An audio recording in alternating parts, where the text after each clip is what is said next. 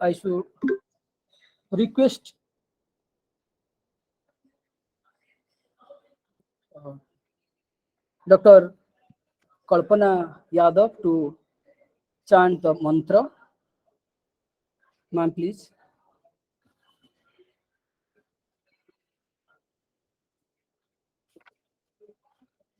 या कुंदेन्दु तुषार हार धवला या शुभ्र वस्त्रावृता या वीणा वरदंड मंडित करा या श्वेत पद्मासना या ब्रह्माच्युत शंकर प्रभृतिभिः देवैः सदा वंदिता सा मां पातु Saraswati Bhagwati निशेषजाड्यापः.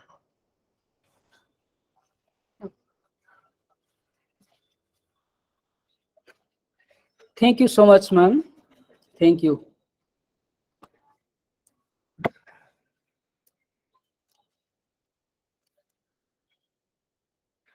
At the very outset, I convey my best regards to the chairperson of this seminar, respected Professor Abhimanyu Singh, who is joining online mode. He is not physically well. As we know that there is not so much introduction to introduce him because he is already a well-recognized figure, and this is the department, his own department. He has worked here, and presently he is already retired. He has presented several papers in national and international conferences and published in national and international journals, published also books and chapters in the book. And he has also participated in many organized some important seminar and conferences. Sir, I welcome you to this seminar. We are really very happy to have you as a chairperson of this seminar. Now, I would like to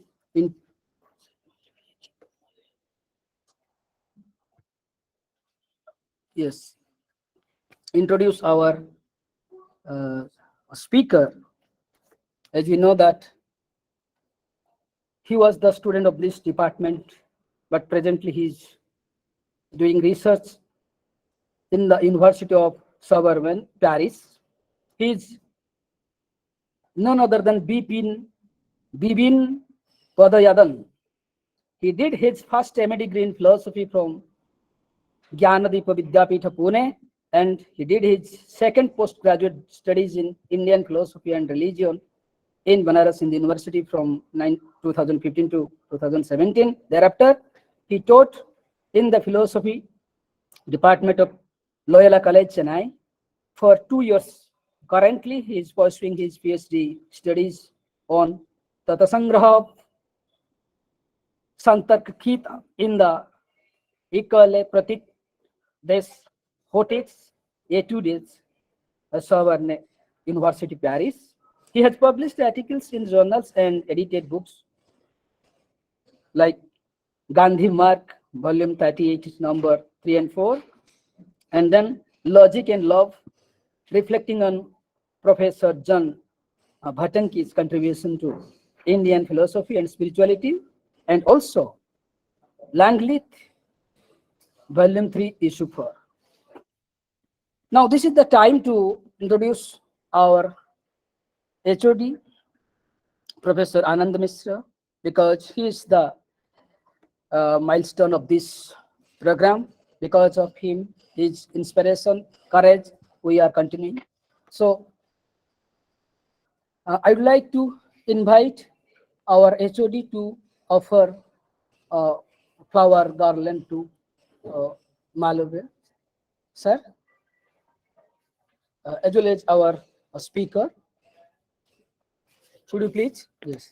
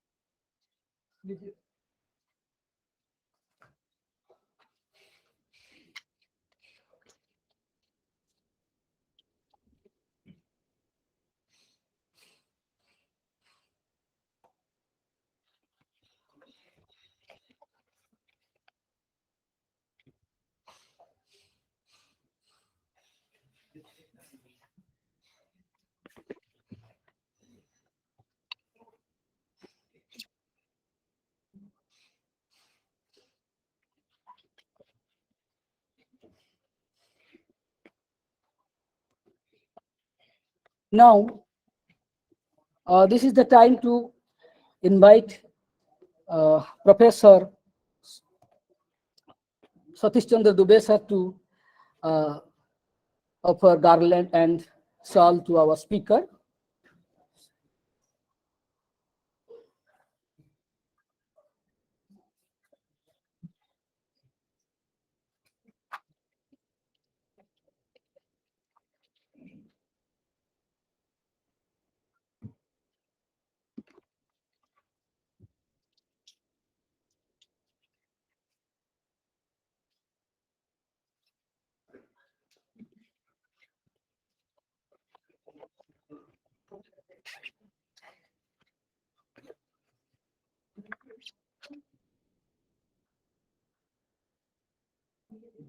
Now, I would like to invite our HOD, Professor Anand Mishra sir, to give a brief introductory remarks on this seminar. Please, sir.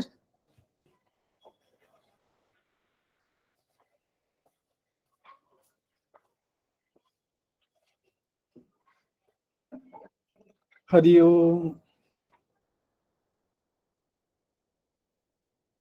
आदरणीय professor Abhimanyu Singh ji, chairing the seminar,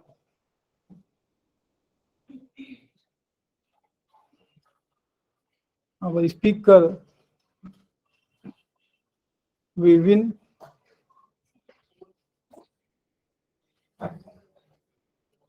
convener of the seminar Rajiv Lochan Behra ji, teachers, students and scholars connected to the seminar. I welcome you all in the Saturday seminar of the Department of Philosophy and Religion, VHU. Friends, our speaker today is our own Vivin. He has been a student of MAI PR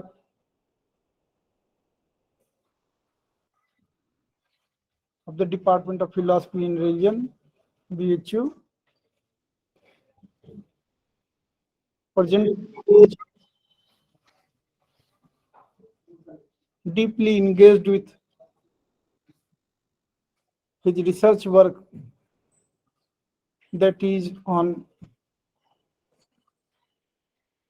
Tattvasan of Sant.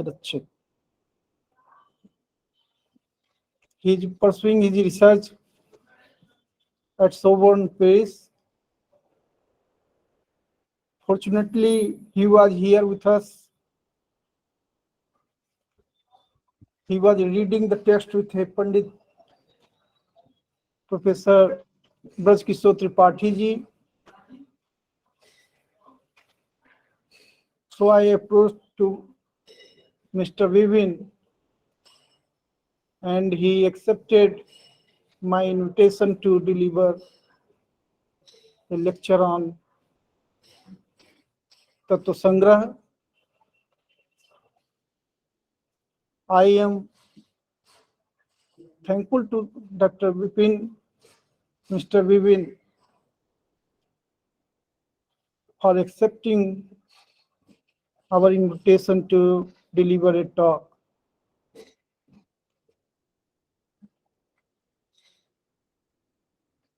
Friends, the topic is Prakrit Pariksha of Tattva Sangrah.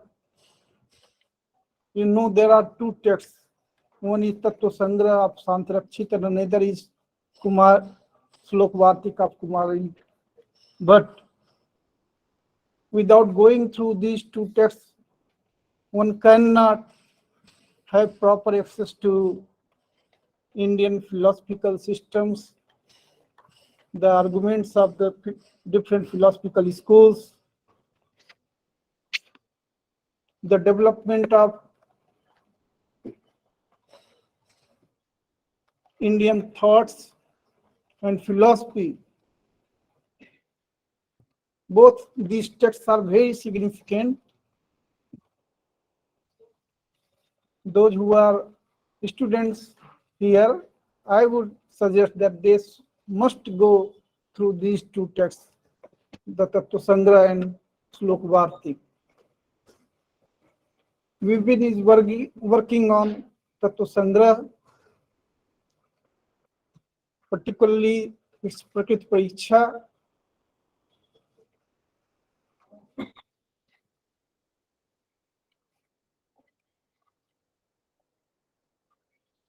I hope you would enjoy his lecture. The seminar is being presided by Professor Abhimanyu Singh Ji,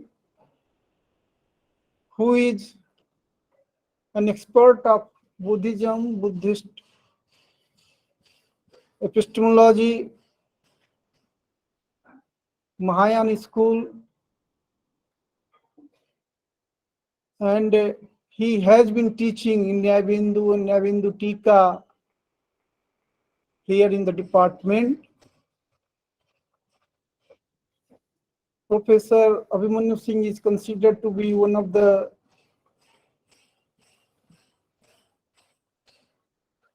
commanding authority of the subject. Unfortunately, he is not here offline due to the problem of health. In fact, he called me yesterday and he told me that it would be very difficult for him to preside over. I requested him and he accepted to chair the session online. So I am very grateful to him. I welcome him in the seminar.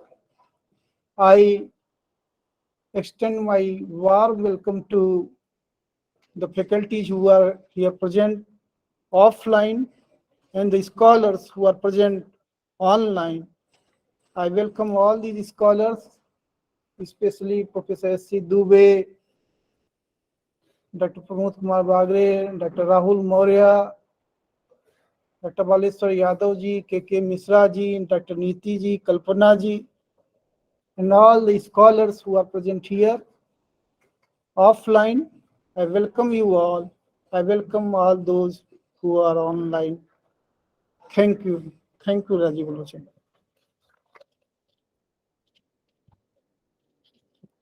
Many thanks, sir.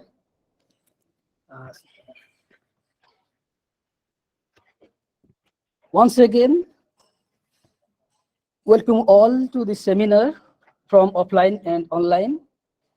And on the permission of our HOD, I would like to invite our speaker to the stage to deliver his lecture. Sir, please.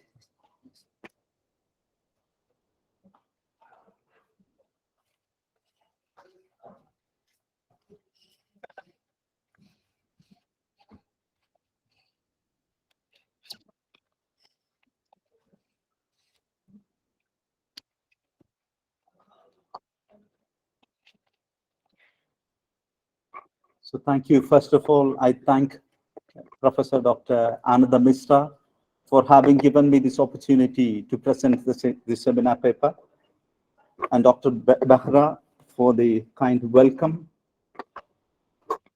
and Dr. Abhimanyu Singh Ji for the matter that he presides over this seminar, and to all those who are present online and offline. So this seminar is certain insights into the Prakriti Pariksha of Santarakshita. Strophes written by Santarakshita and commented by Kamalasila. Am I audible enough?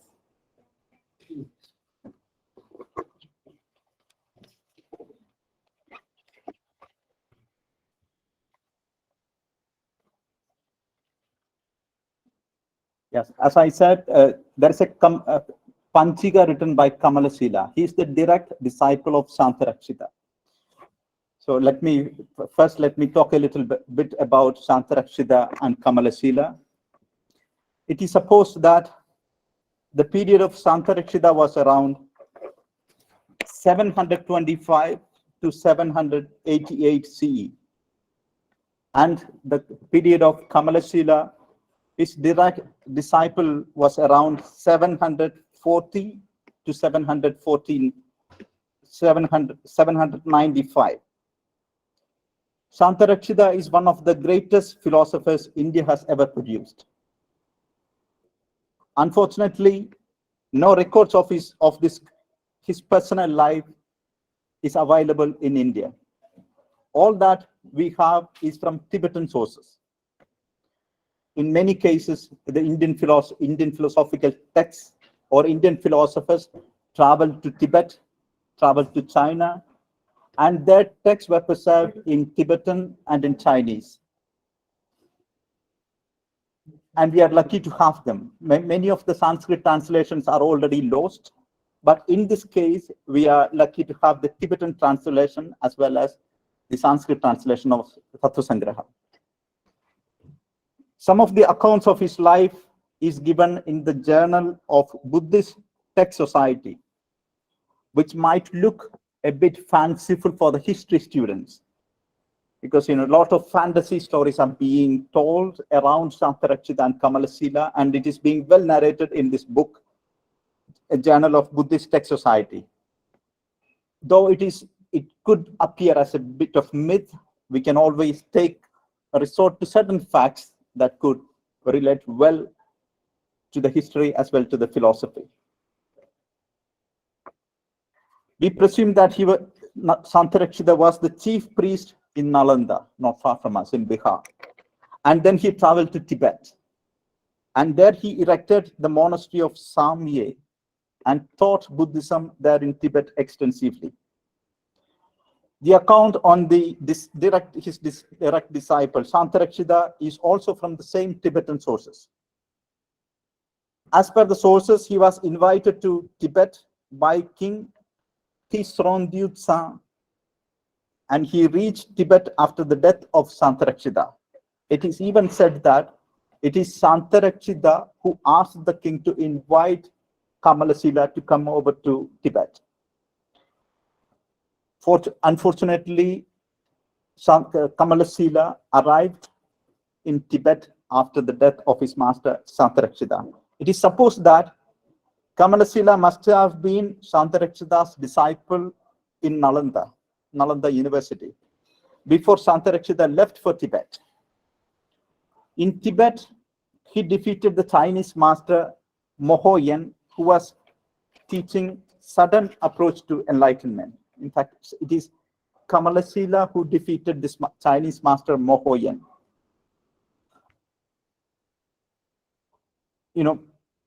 This Chinese master Mohoyan, he was teaching sudden approach to enlightenment. Of course, all the Indian philosophies which are very well related to religions speak of enlightenment. So there are, at least here, we mentioned two approaches. One approach is sudden approach to enlightenment. The other one is gradual approach. So the Chinese master was proposing the sudden approach to enlightenment, and Kamalasila and the Indian tradition was promoting the gradual approach. As a matter of fact, Kamalasila defeated this Chinese master, and thereafter, after the defeat, the Indian gradualist approach to enlightenment became straight patronized form of Buddhism in Tibet. Tattvasan Panchika. So Tattvasan is written by Santarakshita and Panchika is written by Kamalasila. Is a monument of his learning and scholarship. Santarakshita in his strophes does not give the names of authors, but states their opinions mostly in his own words. Strophes, as we all know, it's all condensed form of philosophy. Sometimes some strophes can include so many theories, so many arguments, but in very precise and succinct one or two verses. So we should say that Santarakshita, in most of his verses, he does not mention any of the authors' names, but he mentioned the theories. But Kamalasila, his commentator, retakes all those names and gives extensive quotations from their works. Not only that, in some points, Santarakshita considers that detailing is unnecessary, and he leaves it there. So sometimes Santarakshita has the habit of taking the very succinct form of the arguments, of the theories. He might indicate it by 2 or 3 words, and he leaves it there. So it was the duty of the commentator to explain it, to elaborate it. And Kamalasila has done it. But Kamalasila again takes up the argument. Going further, he describes the minute objections that might come from the opponent and refutes them. So it was the greatness of Kamalasila that he not only took up the leftover strophes by Santarakshita, but he explains it in such a way that even the counter arguments that might come from the opponents, he narrates it here and he argues them back. So that there we can absolutely see the brilliance of the commentator Kamalasila. The work of Santarakshita, Tattvasan itself, is a critical study of the doctrines of different schools of philosophy, and it is further enhanced by the detailed commentary by Kamalasila. But both these works are available in Tibetan and in Sanskrit. The book of Tattvasan begins with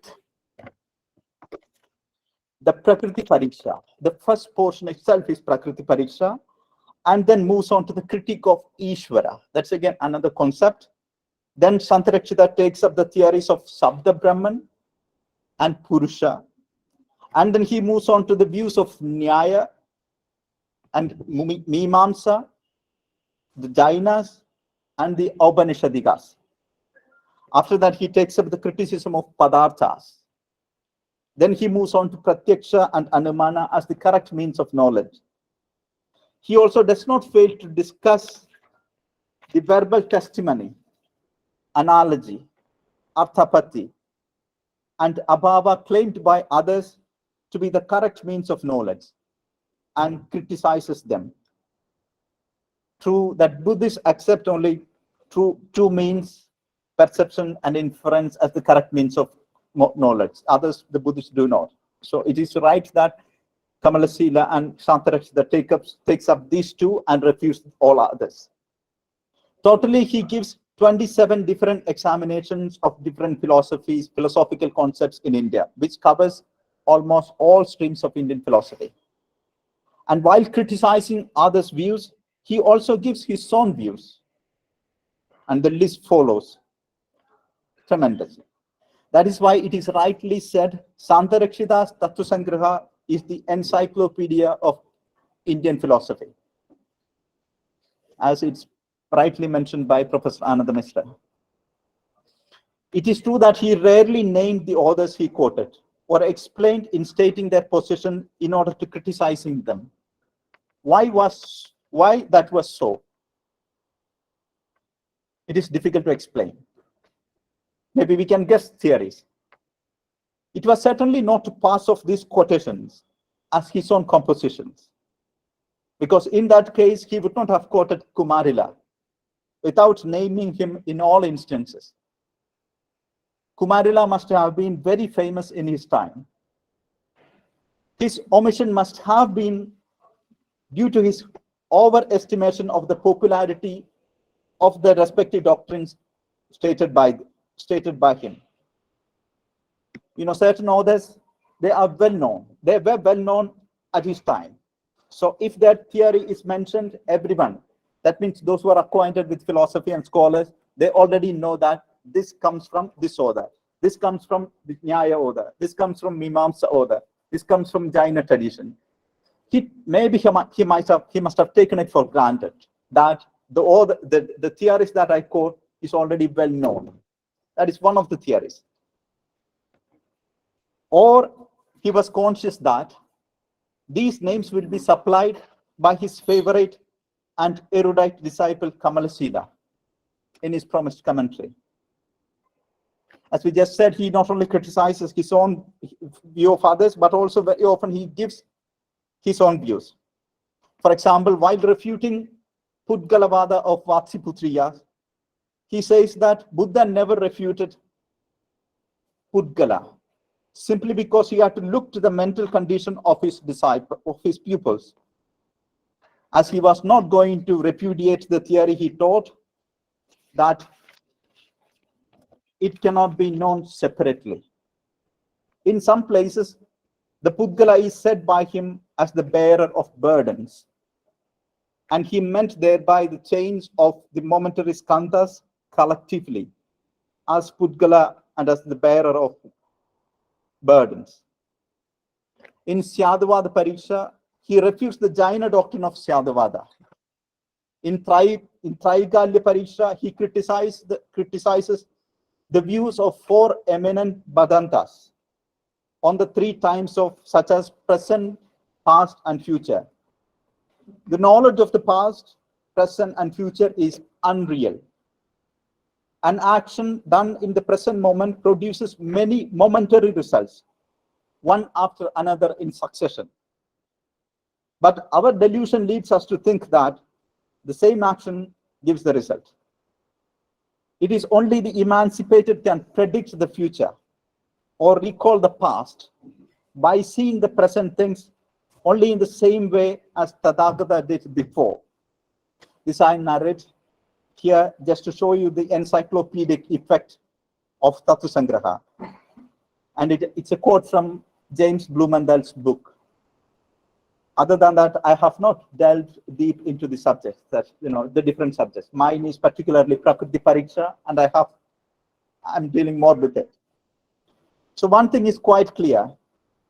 Tattvasan graha mentions a large number of hitherto unknown authors and philosophers whose views it records and refutes at length. Thus, Santarakshita has done valuable service to Indian philosophy by recording a large number of different philosophical views. Therefore, in tracing the development of Indian thought, Santarakshita's services are unparalleled.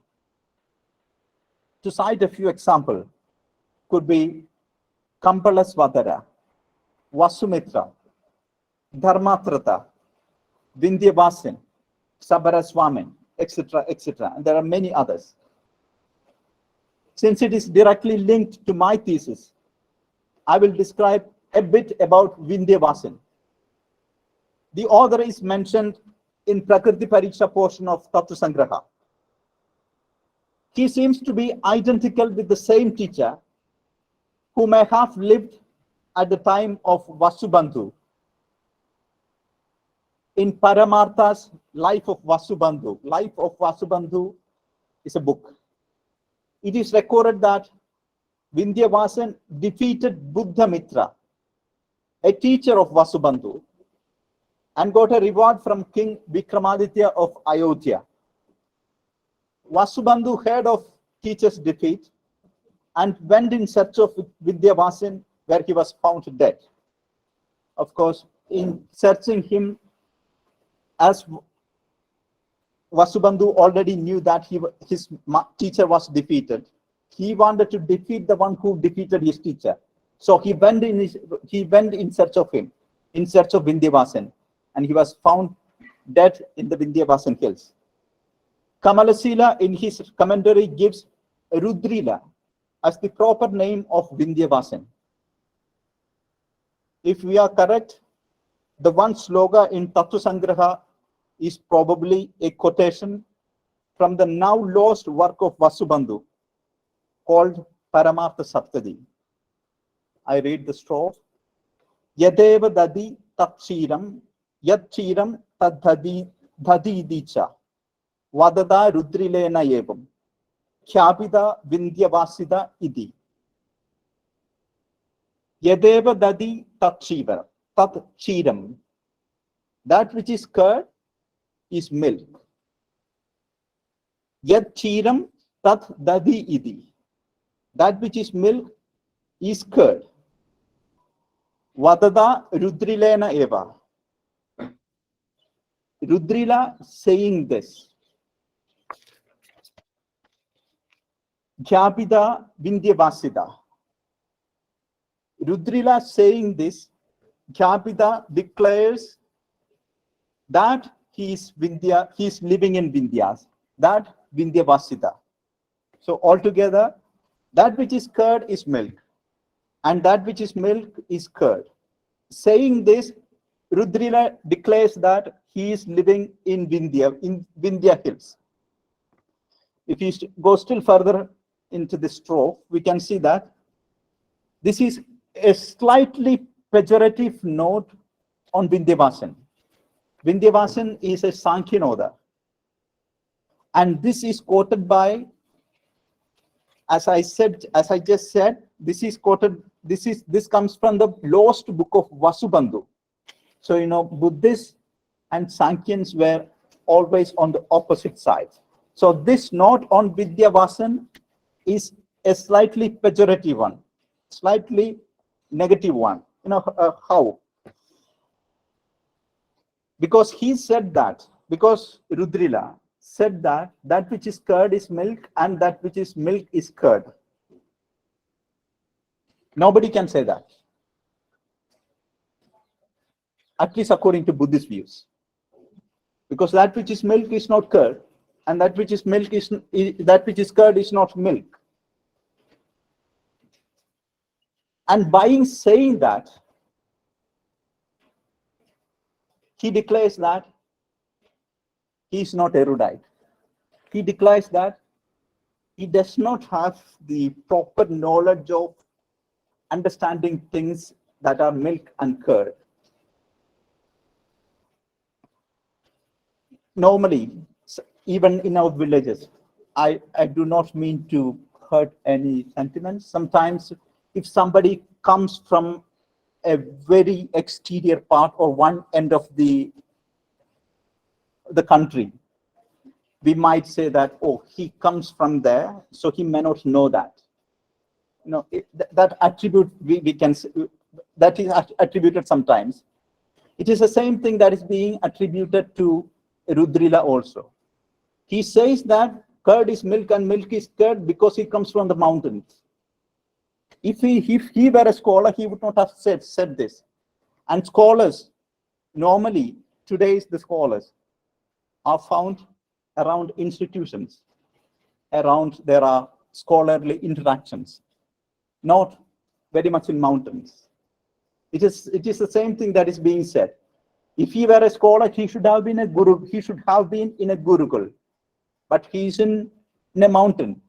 He's not accustomed to the erudition of scholarship. That's why he says that which is curd is milk and that which is milk is curd. So this is a pejorative statement on Rudrila. And the date of Vindhyavasan is dependent on the dates of Vasubandhu and Paramartha.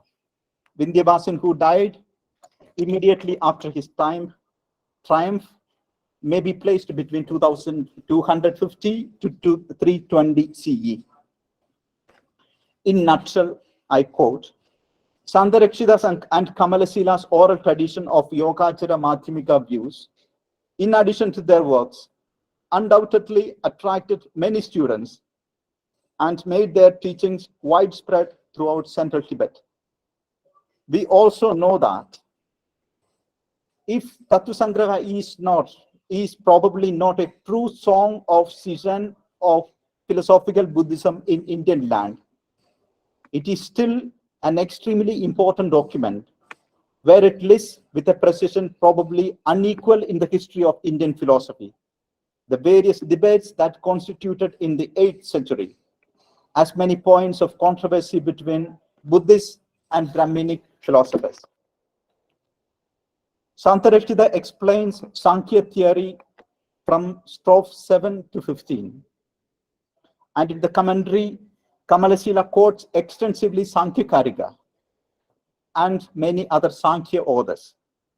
And we should admit that both tried his best to be true to the original teachings of Sankhya. That means to say that they did not corroborate Sankhyan ideas to suit their interest in the exposition of Sankhya doctrine. I would just highlight certain Sankhya doctrines that are being narrated in Prakriti Pariksha. It speaks of Prakriti and Purusha distinction clearly. It clearly speaks of Sankhya evolution, which starts from Prakriti. As we already know, Purusha and Prakriti, they are different. And from Prakriti comes Mahat, and from Mahat comes Ahankara, and from Ahankara comes Manas, sensory organs and motor organs. And on the other side, it comes Tanmatras, and from Tanmatras come Mahabhutas.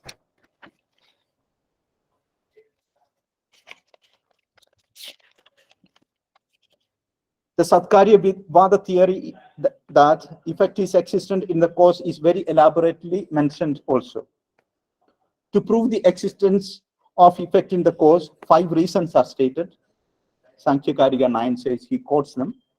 They says that effect is existent in the cause because what is non-existent cannot be brought into existence, because there is always a perception of a relation to the material cause, because all effects cannot be produced from all causes, because an efficient cause can produce only that for which it is capable of, and because the effect is of the same essence of the cause. And each of these reasons are very well established with examples in Tattvasan. 5 inferential devices are proposed by Sankhyans for the establishment of the existence of primordial matter. They are as follows. Sankhya Karika 15 to 16 says, unmanifest is the cause because effects are finite, because of homogeneity, because activity is due to potency of cause, because of separation between cause and effect, and because of the non-separation of or merging of causes and effect of the universe. After having stated the Sankhya view as elaborated in Tattvasan, now let us, for a while, now let us move on to the text itself in order to see the Buddhist criticism.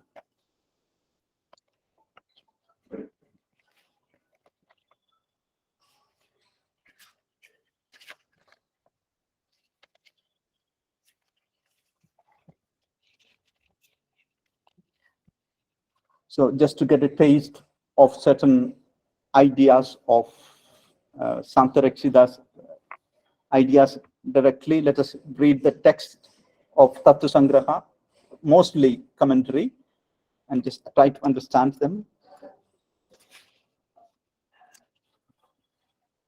So in one of the strophes he says, Tatra yavaduktam pradhanad evami karyabedaha tadrupa eva pravartante idi tatredam nirupyade yadyami karyabedaha pradhana swabhava eva tat kadamesham tadaha karyadaya pravartir bhavati. Let us break into pieces. Yat tatra yat tavaduktam.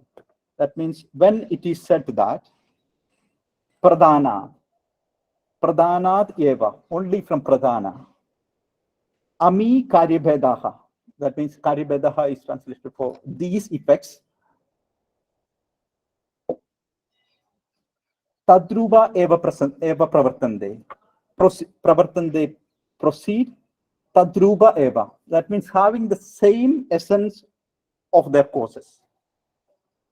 So altogether, if these various effects produced from primordial matter alone, from pradhana alone, having the same essence of their causes. See, that is the argument of Sankhya. That means all that comes from Prakriti or Pradhana has their essence in the cause. All effect has their essence in their cause. There it is asserted. Now it is the Buddhist argument which is being taken over. Tadatra idam nirupyate. There it can be ascertained. There it can be asserted. Yadyami karyabedaha pradhana swabhava eva.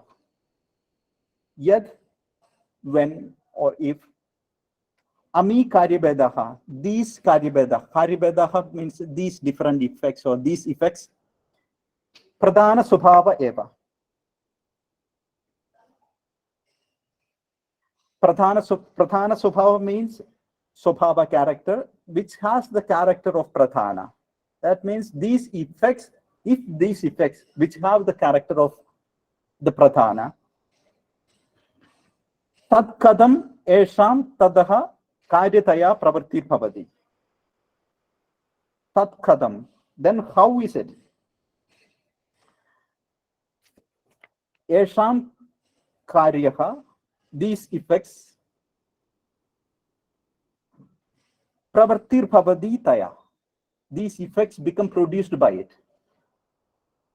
I'll read. If these various effects have the essence of pradhana alone, then how is it that these effects become produced by them? These effects are already there in the cause. So how is it that they become produced?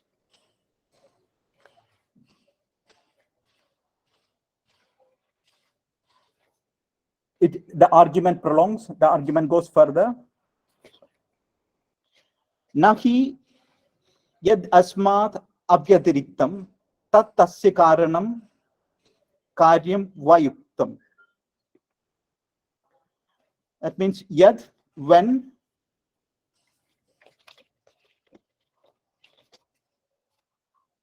asmat vyadiriktam, when one asmat avyadiriktam, when one thing is not different from itself, then that thing cannot be the cause and effect of the same thing. Tat tasya karanam karyam na yukta. When one thing is not different from itself, then that same thing cannot be the cause and effect of the same thing. So that is the Buddhist argument. Why? Why is it said so? Bhinna lakshanatvad karya karanayoho. Karyaha, effect, has a different characteristic compared to the cause. Because something can be a cause and an effect if the characteristics of effect is different from the cause. If the characteristics of the cause are different from the effect. Anyadahi, otherwise, idam karyam idam karanam va iti asankirnavastha kadam bhavet.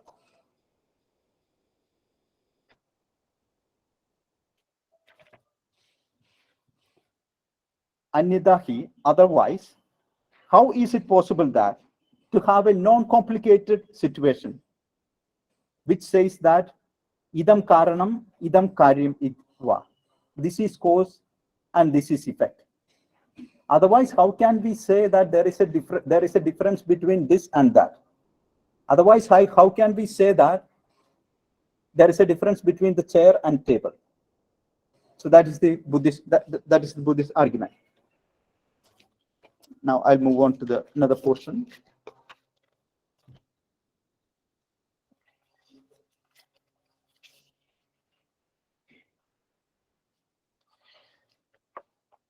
It is the next strophe. Yatcha idam hedumatvadi dharma yogi vektam viparidam avyaktam. Vektam, idam vektam, that means this manifest. This manifest hedumatvadi dharma yogi. This manifest possessing the nature of having a cause, etc. It simply means the manifest has a cause. Hedumatvadi dharma yogi. The manifest has the nature of possessing a cause. Tad viparidam avyaktam. Avyaktam, that is unmanifest, is just opposite to that. I think now we have power. Maybe I can use the mic. I think the power came earlier than expected.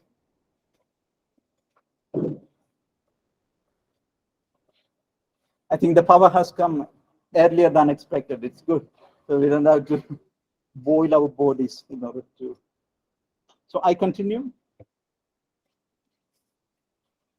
So if we say that manifest possesses the nature of having a cause, and the unmanifest is just opposite to that, Buddhists say tadabi bala pralabidameva. That also is bala pralabidam. That is also a childish practice. That means that which you say is also a children's play. A children's play may not be correct always, may not be compatible always, may not be logical always. And he further proceeds with the reason. Na hi yadyasmad apinna subhava tad viparidam yuktam. Yad means if or when. Asmad apinna subhavam. That means if this thing is not different in character from that. Asmad apinna subhavam. Subhavam character, that apinnam means not different. If this thing is not different in character from that, tad viparidam na yuktam. That means tad viparidam na yuktam. It is not right that this is opposite to that. So I'll read it once again. If this thing is not different from that thing, it is not right to say that this is contradictory to that. I can say that this chair is contradictory to the wall because there are different characteristics to the chair and to the wall. But if those different characteristics are missing, then we cannot say that this is different from that. Because, and he says the reason why it is. Rupantaratva lakshanatva vaiparityasya. Vaiparityasya means contrariety or contradiction. Contradiction, what is contradiction? And that is being said, Rupantaratva lakshanatva. Contradiction is by the fact that there is difference, there is characteristic of difference of nature. So contradiction is the fact that there is the characteristic of difference of nature. Anyatha veda vyavaharo cheda eva syad. Anyatha, otherwise, veda vyavahara chedaha. Chedaha means that would be an end, it would be a break. Break to veda vyavaharaha. Veda vyavaharaha means vyavaharaha, affairs or activities. That will be an end to the affairs that are different. That means, if you go to a shop, you ask for some milk and he can always give you the mixture because there is a fact that there is bheda. There's a difference between from one and to another. So the Buddhist says that if you follow the Sankhya notion, there will be an end to the notion of different. So you go to shop, you want to get treated for cancer, but you'll get treated for kidney. So that is the trouble we have when we don't have the problem of, when we don't have the concept of Veda Vyavahara.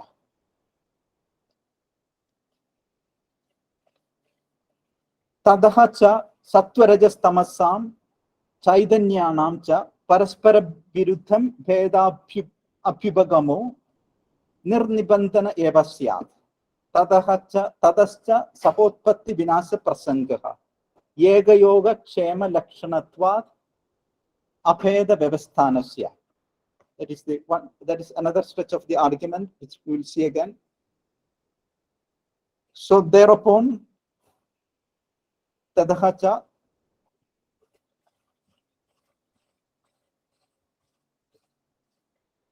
Sattva-rajas-tamasam Chaitanya-nam cha parasparam Ubagamaha.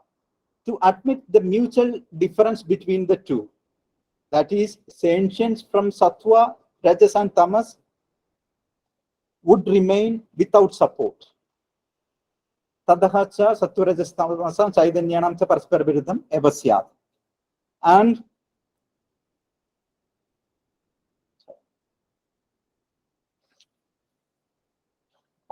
consequently, Sahotpatti Vinasa Prasangaha. Tadaha means consequently, Sahotpatti Vinasa Prasangaha. Then Utpatti Vinasa Prasangaha. Prasangaha means occasion. That would be an occasion for the Utpatti Vinasa, production and destruction at the same time.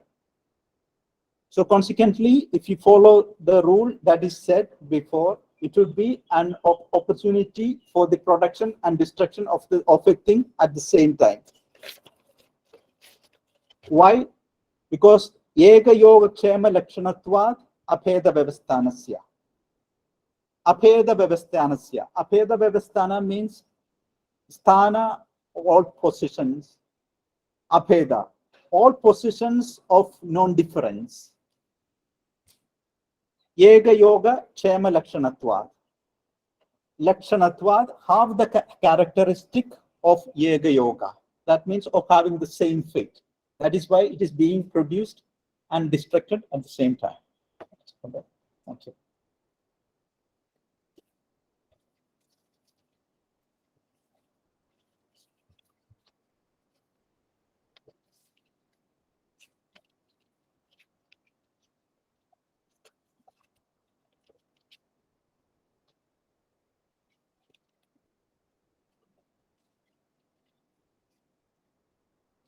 So there is again an argument said by the Sankhyans. You know, when Tattvasan and Santarakshita, Kamalasila always states the Sankhyan arguments to his best. Sometimes he quote from Sankhya Karika itself, or some other some other authors. But still we can say that, for example, today if we take a scholarly book, if you take the footnotes, we can very well understand that where does that idea come from? Where does it? We can locate the authors who are the producers of this idea. But in Kamalasila's case also, you know, it is in 700, 740, 50, 755. It is the system of, you know, academic description was not that erudite. So still we have some lots of loopholes. That's why still some authors are not clear or not very well known. So we always have take it for granted that one day things might become clearer, or lots of researchers have to go in. We have known through Tattvasan that the existence of many other authors. So whenever the new texts, new manuscripts surge into the hands of the humanity, we come to know that, oh, there was an author called in this name. And, you know, thereby relating it to different authors who must have existed around that time. We try to connect his ideas, we try to understand his ideas, we try to understand his life, we try to understand the time he lived. So still a lot of work, a lot of research have to go into Tattvasan, and, you know, this part is very well being studied in different parts of the world also. So I think that work is still going on. But still, so here when we say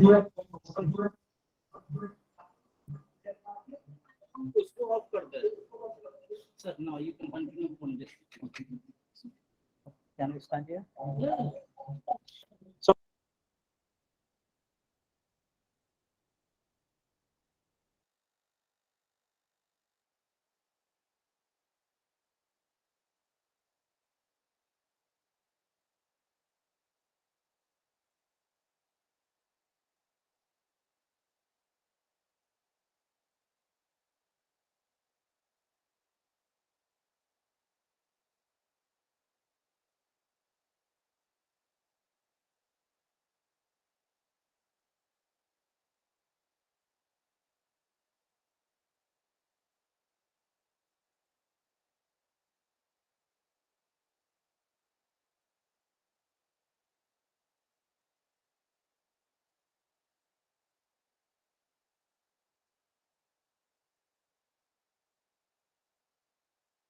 Sir, no sound.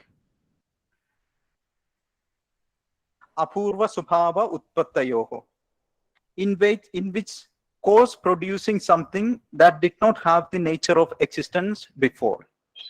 So it is not decided by us that the cause produces something that did not have the nature of existence before. That did not exist before. So Sankhyan says that the nature of cause and relation is not decided by us, where the cause is producing something that did not exist before. Yena swarupa abhede sati saviruddhyed.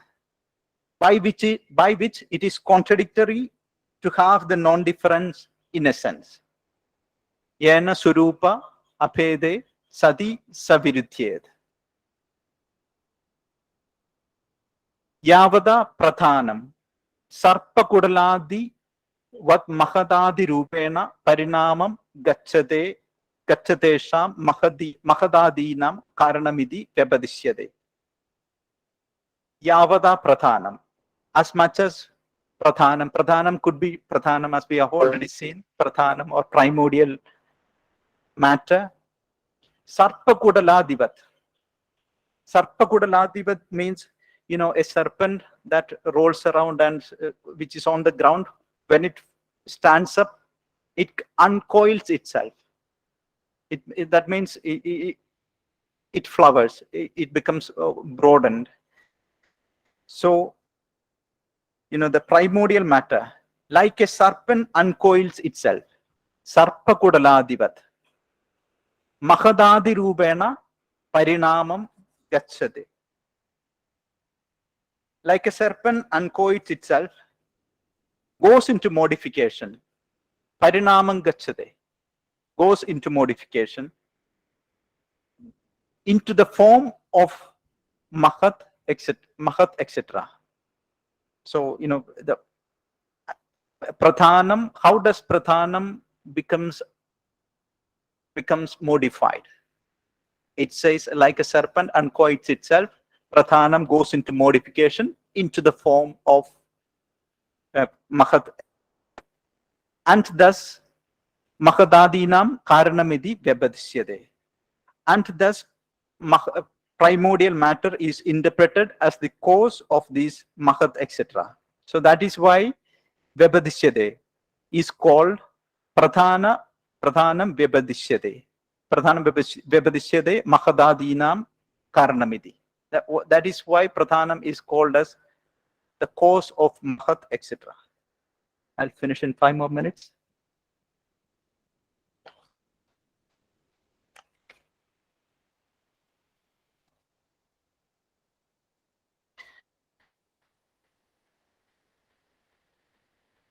Parinamascha eka swabhava adishtanatvad abhede abhi na viruddhyate iti.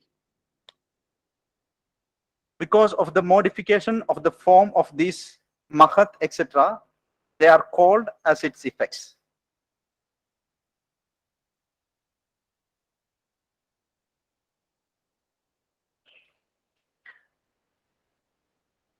Tat edat asamyak.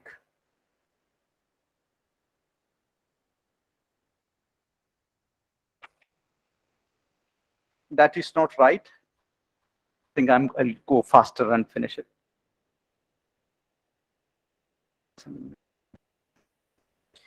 Parinama asiddhehe, because of the impossibility of.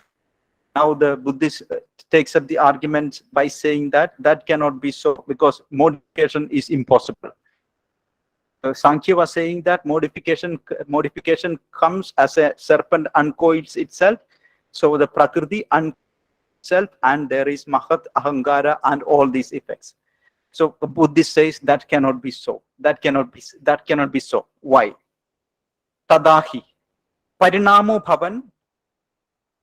If parinama happens, if modification happens, purva rupa parityagadva bhavan aparityagadva. That means if modification happens, purva rupa parityagad bhavan. Does it happen because of the abandonment, parityaga, abandonment of purva rupa, abandonment of the prior form, or aparityagat, or because of not because of non-abandonment of the prior form. So when modification happens, do you abandon the prior form or do you not abandon the prior form? That is the question.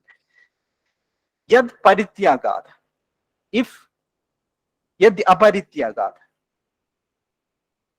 if it is because of the non-difference from the prior form, tada avastha sangaryam syad, then that would be avastha sangaryam syad. That means that would be the state of confusion. Avastha sangaryam syad. Why? Vruddhatvad avasthayam abhi yuvatvad avasto upalabdhi prasangad. Upalabdhi prasang, because prasangad, that would be an occasion. Upalabdhi, to acquire, that would be an occasion to acquire.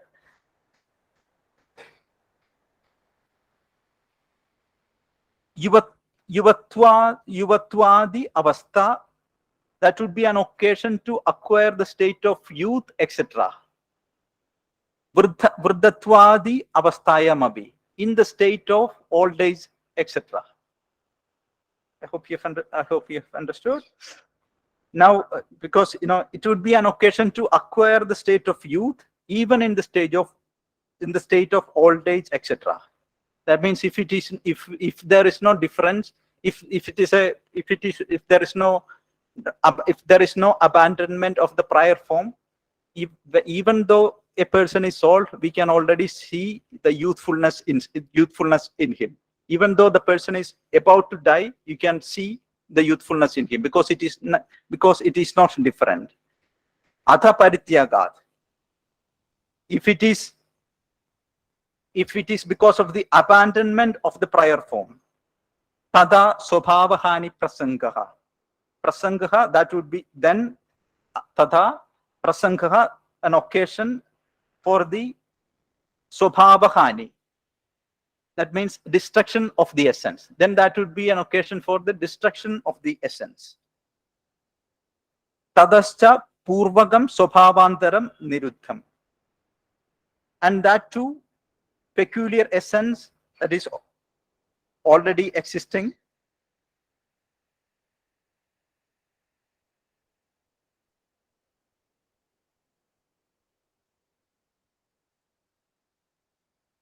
Yeah. So the apurvam, sorry. Tadascha purvagam swabhavantaram niruddham, apurvam swabhavantaram utpannamidi. Then it is an occasion for the destruction of its essence. That too, prior peculiar essence already existing is destroyed, and a different essence not previously existed is produced. Na kasyachit parinamaha siddhyate. Therefore, modification of anything is not possible. So I think the time is up. I stop here.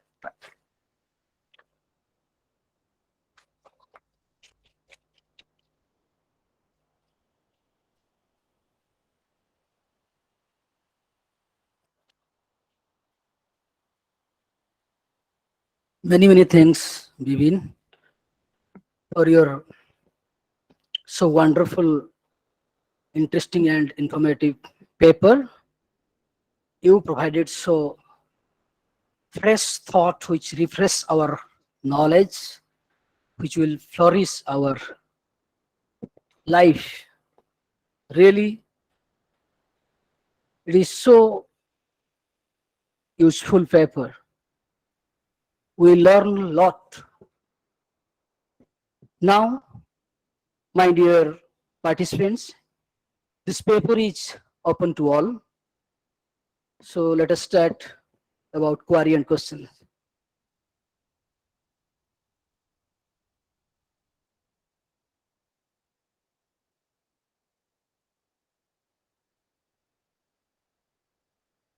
I may invite from offline and online both the modes. Yes, please come here.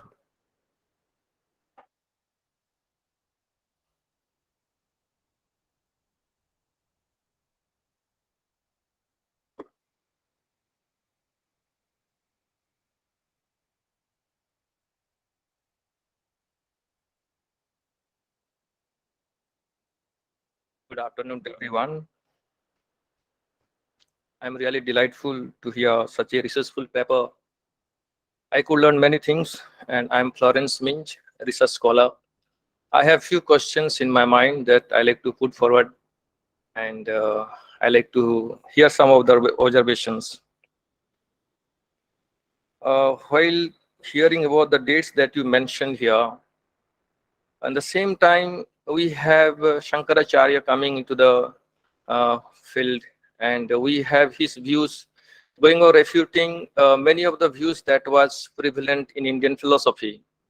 So my question is that what was the need of the both Buddhist thinkers you mentioned of Shantarakshika and Kamalshila to examine both Vedic and non-Vedic schools of thought? As I mentioned, the background is of Shankaracharya. The second one I would like to ask this question is that you mentioned a great discourse on Prakriti. Has these both authors dealt in some relation to Buddhism, that is a Pratitya Samutpada and Prakriti, causality? And the third one will be my personal question that as you are pursuing your research or called study in France, what is the scope of this Tattvasan graha or studying Tattvasan graha in Europe when it could have been done maybe in India? Personally, I'm thinking just, so how do you see the difference? A person going studying in Europe, like our own Indian book like Tattvasan graha. Thank you very much.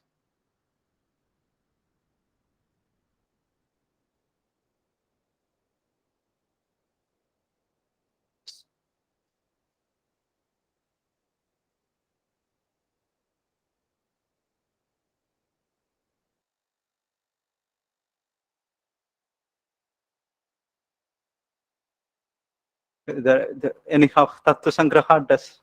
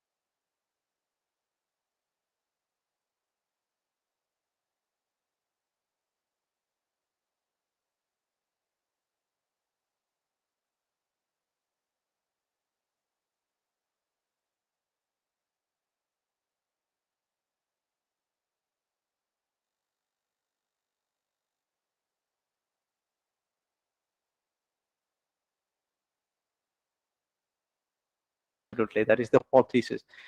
There is a lot mention. There's a lot mention of it. In fact, the theory of Shantarakshita and Tattvasan graha. The base of this theory is Praditya Samutpada, dependent origination.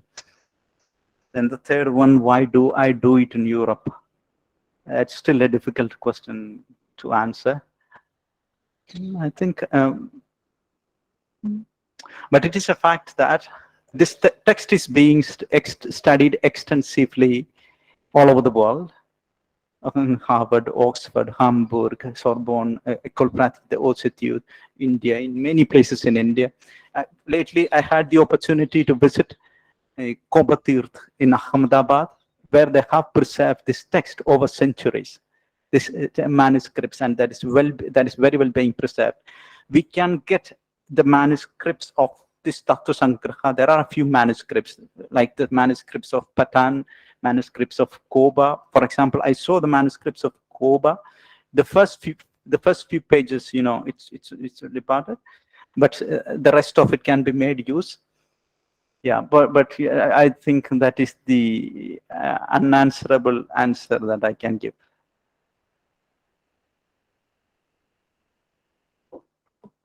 Thank you, Vibin. Now we can expect any more question.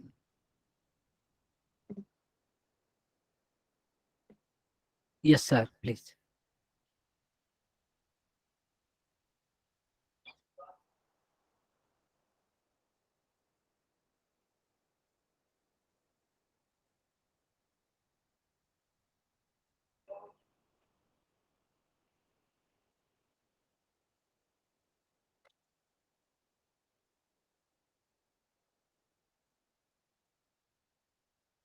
Thank you very much, Professor Anand Misra, to give me an opportunity to say a few words about the deliberation of the scholars, speakers, doing research on Tattvasan. Actually,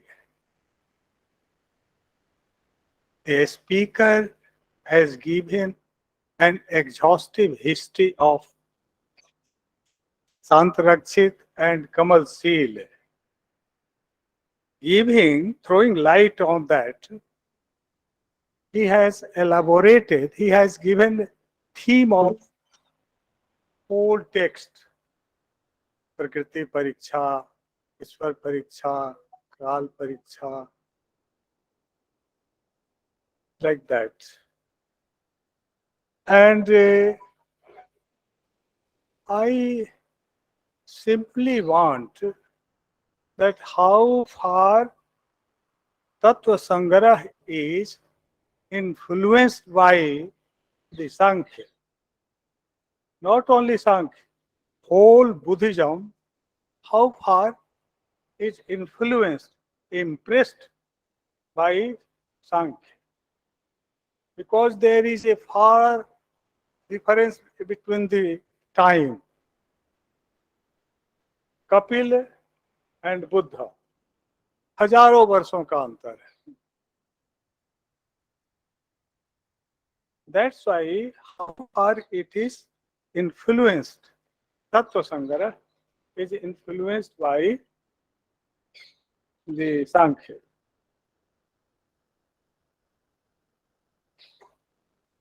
The speaker has given the theme of the whole text, and presenting the theme of whole text, he came to the Prakriti Pariksha.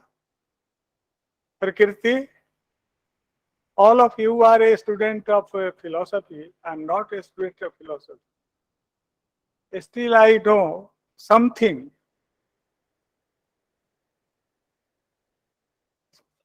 So 25 tattvas play a role in the origination of the universe. And the action is guided, the working system is guided through the theory of causation, according to Buddhism. And Sankhya Satkaryavad. So simply in Sankhya Karika, can you say the origin point of the universe? Is there mentioned in the Tattva Sangrah or Sankhya Karika? I don't find.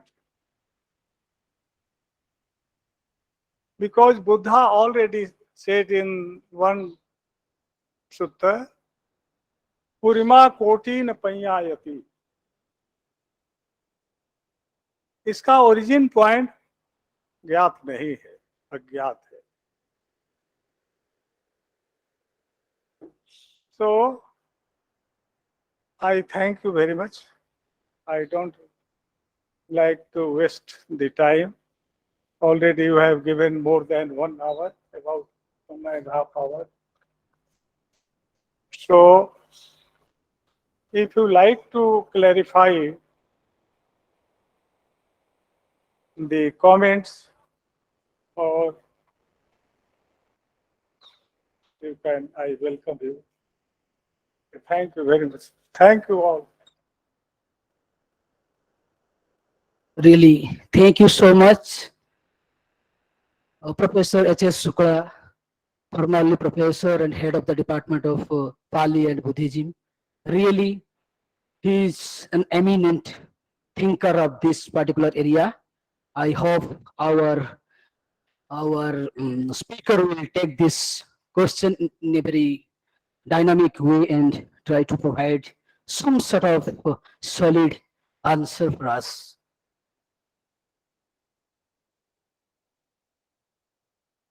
So thank you for the question, dear Professor. And it is a very good question, and it's a very difficult question also. Anyhow, it's very difficult to answer the questions. The first one, how Sankhya philosophy influenced Tattvasan, if I understand well. But one thing is sure, this Tattvasan, the strophes of Santarakshita itself comes more than 2000 strophes. And the strophes of Prakriti Pariksha comes around the first 7 to 30 strophes. So the fact that Santarakshita took up, when he decided to write Tattvasan, he decided to start with Prakriti Pariksha. That means Sankhya thought.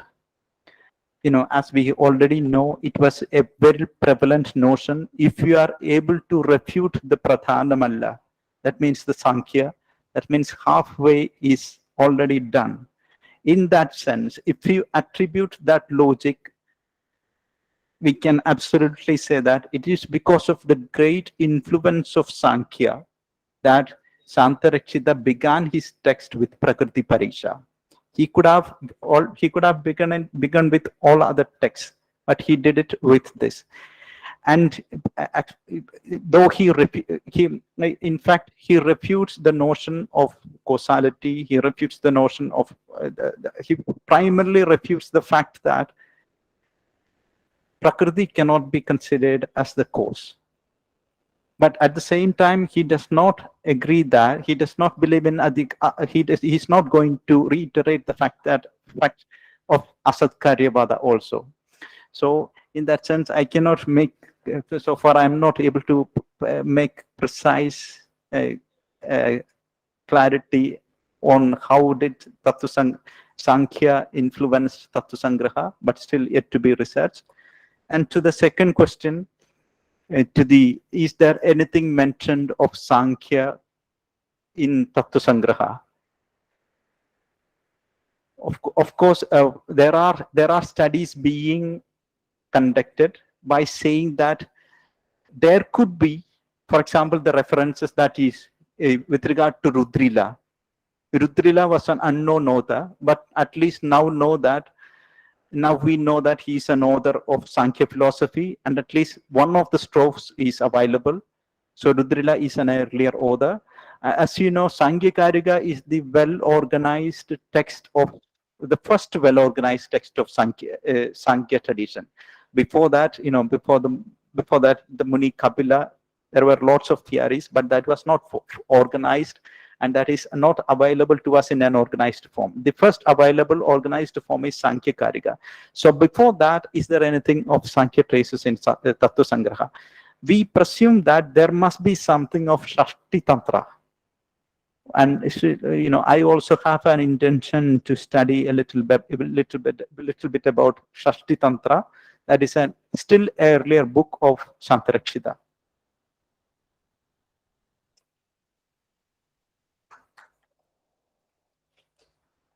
Thank you, our dear speaker. Hello, sir. May I put a question? Yes, you are welcome. Please.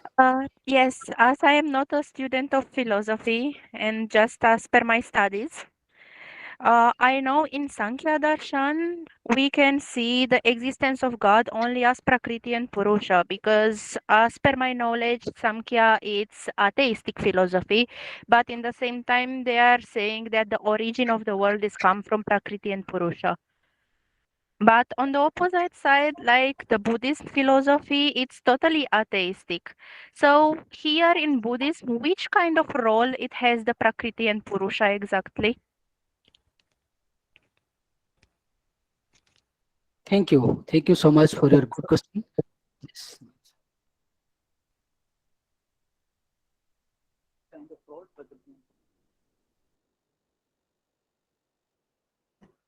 If I understand the question well, what is the role of Prakriti and Purusha in the Tattvasan graha? Tattvasan graha is a matter of refutation for Santarakshita. So, first of all, he denies the fact that, for example, the Prakriti notion says that Purusha is conscious and Prakriti is unconscious. Purusha is inactive, Prakriti is active. But in Tattvasangraha of Santarakshita, he renounces the fact that Purusha cannot be conscious. If it has to be conscious, all sattva, rajas, tamas, and all gunas are also have to be conscious. So the fact that how Purusha and Prakriti is related to related in Tattvasangraha, it is merely a matter of refutation. So in order to refute, Santarakshita has aborted the question of Prakriti and Purusha and its distinction and connection. Thank you so much, sir. Thank you. Now we are expecting any more question, please.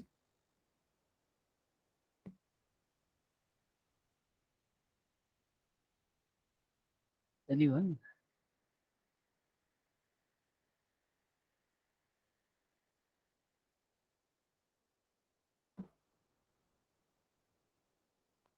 Now I hope there is no more question or query. So as per the rule, we should proceed our seminar.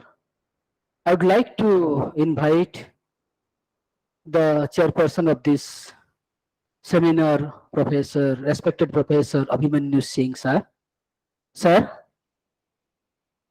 are you available?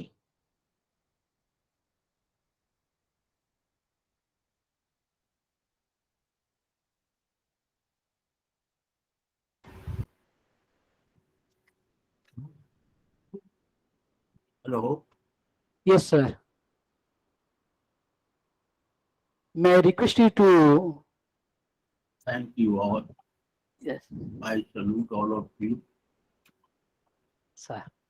Mr. Vibin has very well understood and translated the Prakrit Pariksha, a chapter of Tattvasangraha by Santarakshita, keeping in view its Panjika commentary by Kamal C. He has presented really very good research paper. In Prakrit Pariksha of Santarakshita, he has criticized the Prakriti Parinambad, Satkaryabad of Sankhya philosophy. As we all know that causation is a relation which exists between two terms, cause and effect, when cause causes and conditions the effect. In Indian philosophy, causation is interpreted in different ways in different philosophical systems. In fact, ontological type of relators determine the type of causal relations in Indian philosophy. In most of the systems of Indian philosophy, the series of causal relations is closed. For instance, in Sankhya philosophy, causation in its forward order travels from primordial matter to five gross elements, and in its reverse order from five gross elements to primordial matter. Pradhan or Prakriti is like a flower which blossoms and closes up periodically. When Sansarakshit criticizes the song to be a Prakrit Parinam, he does not provide any arguments of his own. He uses the arguments and answers of the song with a slight change to prove the Asatkaryavad. Song system, in order to prove Satkaryavad, said असत्करणात् उपादान ग्रहणात् सर्वसंभव भावात् सप्तस्य सत्करणात् कारण भावात् च तत्कार्यम्. Sansarakshit replaces asat, the word asa, the letter a by na, and say that na sat karanat upadan grahanat sarvasambhava bhava saptasya karanat karan bhavat asat karyam. The arguments that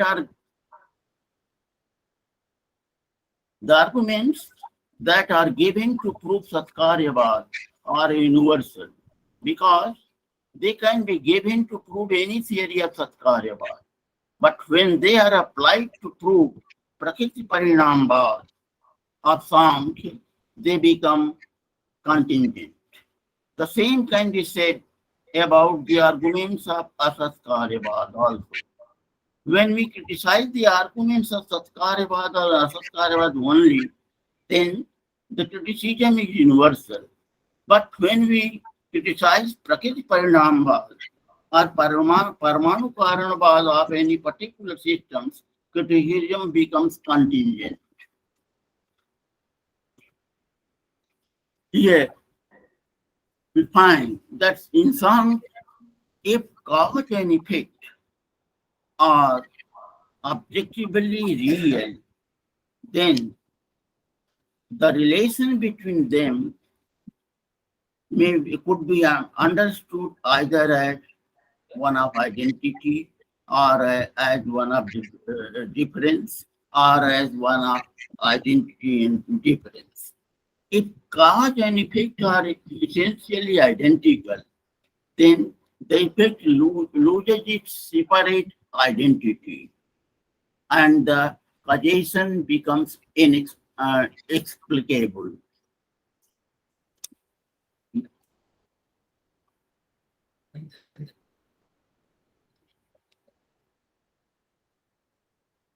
Some sort of novelty is required in order to distinguish between cause and effect.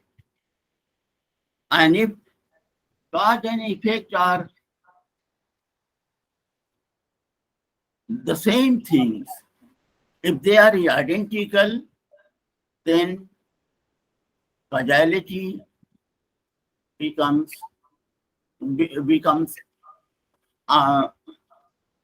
unexplainable. So Samkhya fails to give a satisfactory explanation of the causal relation.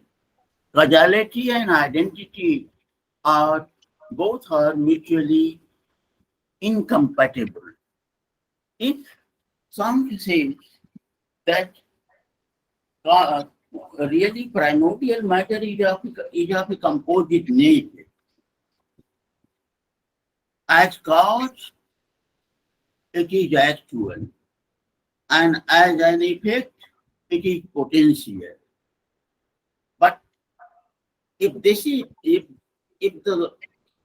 primordial matter possesses these incompatible properties, if a thing possesses its contradictory properties, then it will be subject to famous Buddhist dictum, ye asau viruddha dharmadhyasman na sauyekah.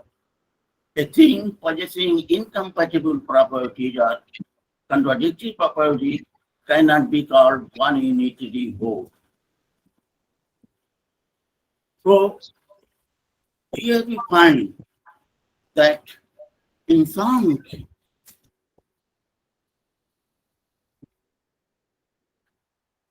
sometimes Samkhya says that there is a verse in Sankhya Karika, Kaushamya tad anuplabdhi na bhavat karyata tad uplabdhi.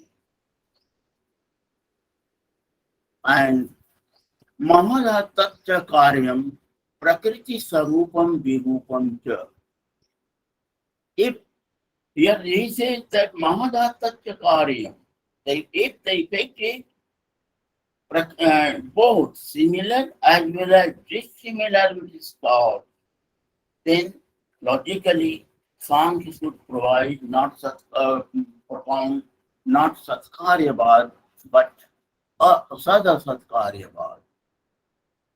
So Satkaryabad, the Sankhyan interpretation of Satkaryabad fails to give a satisfactory explanation of the causal relation. I had already told me.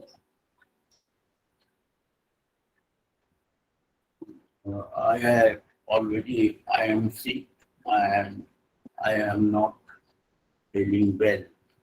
So, and I have already informed the head of department about this, my condition. But I requested him to relieve me from this job, but my appeal was rejected. So I request all of you to allow me summarize the whole thing into 3 sentences.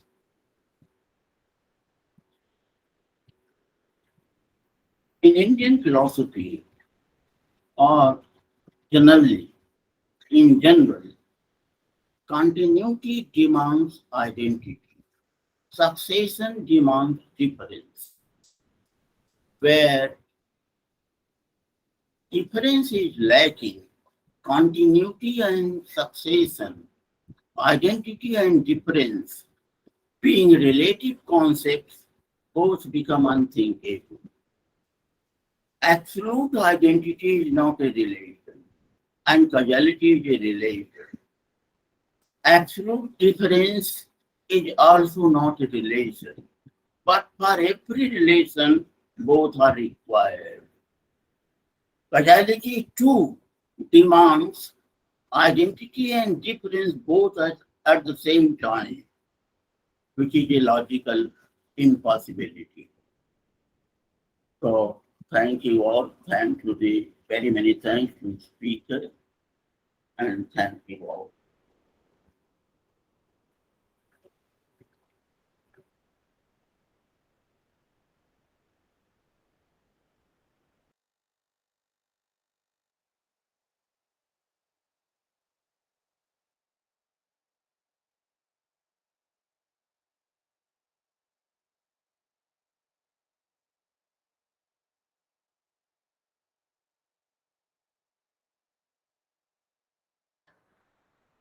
Yes.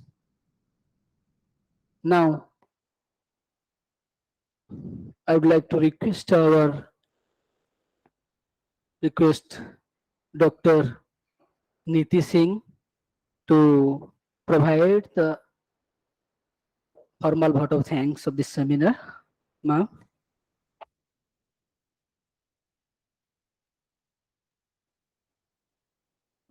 Thank you so much. Good evening, everyone. I'm Neeta Singh, Assistant Professor in the Department of Philosophy and Reason, Banaras Hindu University, BHU, Varanasi.